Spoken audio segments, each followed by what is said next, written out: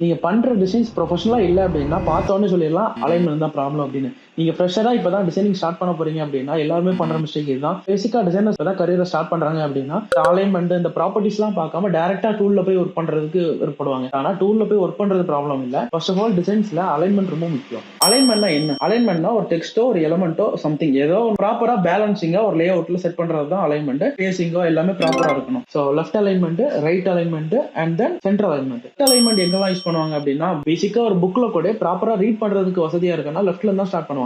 Right alignment வந்து mostly use பண்ண மாட்டாங்க. இன்கேஸ் நீங்க பண்ற போஸ்டர்ல மாடர்னான ஒரு லுக் இருக்கணும் அப்படின்னா கண்டிப்பா ரைட் அலைன்மெண்ட் யூஸ் பண்ணிடுவாங்க. சென்டர் அலைன்மெண்ட் எங்கெல்லாம் யூஸ் பண்ணுவாங்க அப்படின்னா இன்கேஸ் நம்ம வெட்டிங் இன்விடேஷன் யூஸ் பண்ணுவாங்க. மினிமமான டீடைல் ஆனா ஹைலைட் பண்ணி காமிக்கக்கூடிய டீடைல் இந்த மாதிரி இருந்துச்சு அப்படின்னா சென்டர் லைன் யூஸ் பண்ணுவாங்க. சிமெட்ரிக்கலா இருக்கும், பேசிக்கான டீடைல் மட்டும் ஷோ பண்றதுக்காண்டி.